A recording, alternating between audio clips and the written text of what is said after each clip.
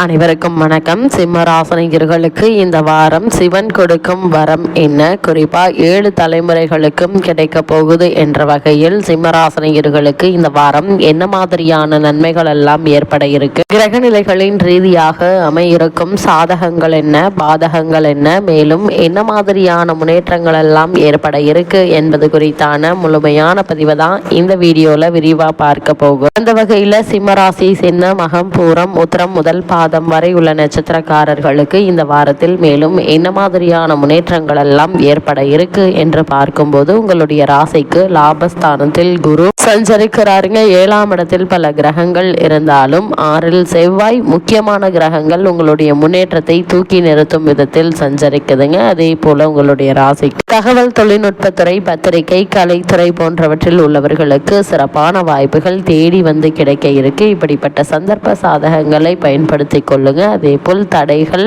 அகன்று புதிய உற்சாகம் கிடைக்க இருக்கு. கணவன் மனைவி விஷயத்தில் ஏற்பட்டு வந்த கருத்து வேறுபாடுகள் அகன்று குடும்பத்தில் நல்ல ஒரு சந்தோஷமும் நிம்மதியும் குதூகலமும் நிறைந்திருக்குங்க. ஆனால் சற்று ஒருவருக்கொருவர் விட்டு கொடுத்து அனுசரித்து நடந்து கொள்ள வேண்டியது அவசியங்க. அதே போல் படித்து விட்டு வேலை தேடுபவர்கள் மனம் விரும்பிய வேலை கிடைக்குங்க. நிதி நிலைமையை வலுவாக்கும். அதே போல் கொடுக்கல் வாங்கலில் சீராக நடைபெறக்கூடிய ஒரு தருணமாகவும் இக்காலகட்டம் அமைஞ்சிருக்குதுங்க. அதே போல் குடும்பத்தில் போட்டித் தேர்வுகளில் வெற்றி உண்டு. வழக்குகள் வெற்றி கிடைப்பதற்கான வாய்ப்புகள் உண்டு என்பதால் அதற்கான முயற்சிகளை மேற்கொள்ளலாம். குறிப்பா பூர்வீக சொத்து சம்பந்தமான வழக்குகள் இருந்துச்சு அப்படின்னா அந்த வழக்குகள்ல சாதகமான தீர்ப்பினை தற்போது நீங்க தாராளமாக எதிர்பார்க்கலாங்க. அதே போல் பயணங்கள் மிகுந்த கவனமாக இருங்க. கூடுமான வரைக்கும் சிம்மராசினியர்களான நீங்கள் இரவு நேர பயணங்களை தவிர்ப்பது நல்லது. அதிக வேகம் வேண்டாங்க. 4ஆம் இடம் மட்டுமல்ல, வாகன இடத்திற்கு உரிய செவ்வாய் 6இல் உச்சம் பெற்றிருக்கிறார்.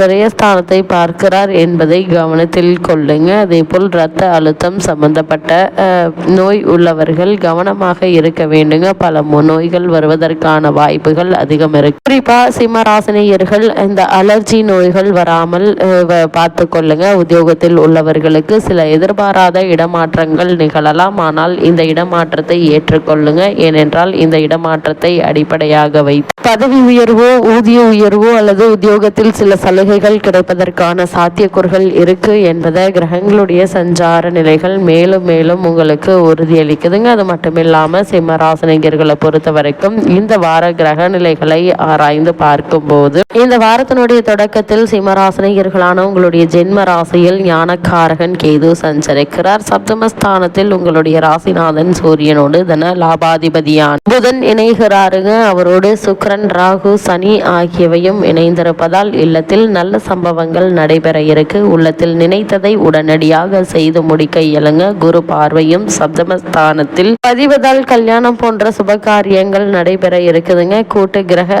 யோக அடிப்படையில் அனைத்து காரியங்களிலும் வெற்றி நிச்சயம் கிடைக்கும் என்பதுல எந்த ஒரு சந்தேகமும் இல்லைங்க. இருந்தாலும் கூட ஆரோக்கியத்தில் மட்டும் கொஞ்சம் கவனம் செலுத்த வேண்டிய ஒரு தருணமாக தான் இக்காலகட்டம் அமைஞ்சிருக்குது என்பதை கிரக நிலைகள் மீண்டும் மீண்டும் உறுதியளிக்குது. அதே போல் சிம்மராசினியர்களை பொறுத்த வரைக்கும் இதுவரை உங்களுடைய ராசிக்கு 6ஆம் இடத்தில் சஞ்சரித்து வந்த செவ்வாய் தற்போது 7ஆம் இடம் எனப்படும் கலத்திரஸ்தானத்திற்கு செல்கிறாருங்க.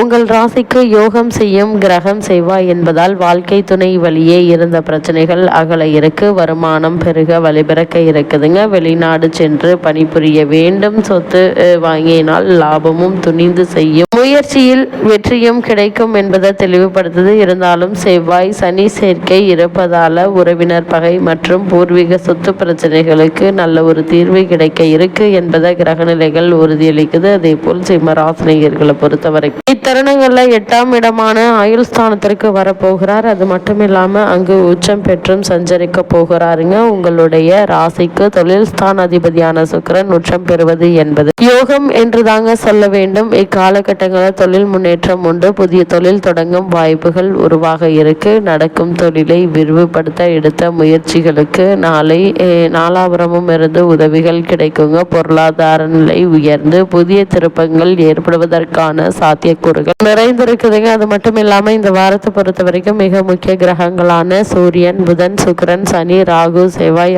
ஆகிய 6 கிரகங்களும் ஒன்றாக இணையும் போது சாதக பாதகாதிபதிகள் இணைந்தாலும் சஞ்சலம் கொள்ள வேண்டாங்க. குரு பார்வையும் இருக்கிறது. அதனால் குடும்பம், தொழில், பணவரவு போன்றவை நல்ல விதமாகவே இருக்கும் என்பதால் நீங்கள் கவலைப்பட வேண்டிய அவசியம் இல்லைங்க. அதே போல இத்தருணங்கள்ல கரைந்த சேமிப்பை ஈடுகட்ட புதிய முயற்சிகளை செய்ய இருக்கி. வெளிவட்டார பழக்க வழக்கங்கள் விரிவடையுங்க. வீடு கட்டும் யோகம் உண்டு. பிள்ளைகளின் நலன் கருதி எடுத்த முயற்சி வெற்றி பெறும் விதத்தில் அமையிருக்கு. இத்தருணங்கள்ல நல்ல ஒரு முன்னேற்றத்தை இப்போது நீங்கள் தாராளமாக எதிர்பார்க்கலாம். அதே போல் சிம்மராசினியர்களை பொறுத்த வரைக்கும் உங்களுடைய ராசிக்கு அஷ்டமத்திற்கு சனி வந்து விட்டது, இனி என்ன செய்ய போகிறதோ என்று கவலைப்பட வேண்டாங்க. உங்களுடைய ராசிக்கு 6ஆம் இடத்திற்கு அதிபதியான சனி 8ஆம் இடத்திற்கு சஞ்சரிக்கும் போது கெட்டவன் கெட்டிடில் கிட்டிடும் ராஜயோகம் என்பதற்கு ஏற்ப நல்ல காரியங்கள் பலவும் நடைபெறுங்க. எனவே நம்பிக்கையோடு கவசம் பாடி காக வாகனத்தை வழிபடுவது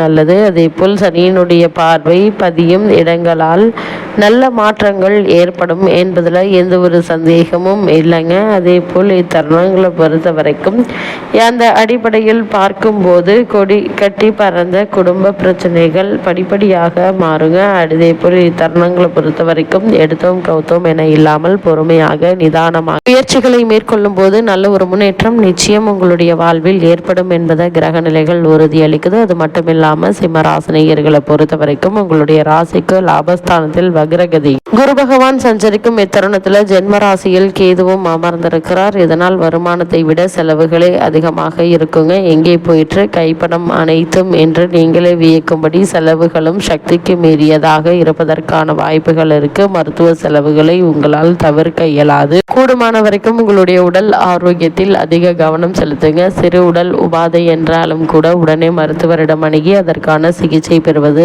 நல்லதுங்க. நீதிமன்ற வழக்குகள்ல எதிர்பார்ப்பிற்கு மாறான திருப்பம் ஏற்படுதுங்க. அதே போல் விவாக முயற்சிகள்ல சிறு சிறு பிரச்சனைகள் ஏற்பட்டு கவலை அளிக்கும் என்பதையும் கிரக நிலைகள் உறுதியளிக்குது. அதே போல் இத்தருணங்களை பொறுத்த வரைக்கும் சிம்மராசினியர்களுக்கு மேலும் உத்தியோகஸ்தர்களுக்கு மேலும் என்ன மாதிரியான நன்மைகள் எல்லாம் ஏற்பட இருக்கு என்று பார்க்கும்போது சூரியனுடன் சனி ராகு கூட்டு சேர்க்கை ஏற்பட்டுள்ளதால வேலை பார்க்கும் இடத்தில் சக ஊழியர்களுடன் மறைமுகமாக விற்பனை கூடுங்க. அதே போல இத்தருணங்களை மன அமைதி பாதிக்கப்படுவதற்கான வாய்ப்புகள் அதிகம் இருக்கு. கூடுமான வரைக்கும் உடல் ஆரோக்கியத்தையும் மன ஆரோக்கியத்தையும் பேணி காப்பது அவசியம். தொழில் மற்றும் வியாபாரம் செய்யும் சிம்மராசினியர்களுக்கு லாபம் அதிகரிக்க இருக்குதுங்க. அதே போல் பொருள் ஏற்றுமதி இறக்குமதியில எந்த ஒரு பிரச்சனையும் இல்லை. அதே போல் முன்பணம் வாங்கி கொண்டு சரக்குகளை அனுப்புவது மிக மிக நல்லது. இல்லைன்னா அந்த பணம் கைக்கு கிடைப்பதற்கு தாமதமாகிவிடும் என்பதை கிரகநிலைகள் முன்கூட்டியே அறிவுறுத்தும் பட்சத்தில் கவனமாக இருப்பது நல்லதுங்க. இத்தருணங்கள்ல சிம்மராசினியர்களுக்கு கிரகநிலைகளின் ரீதியாக கூறப்படும் பரிகாரம்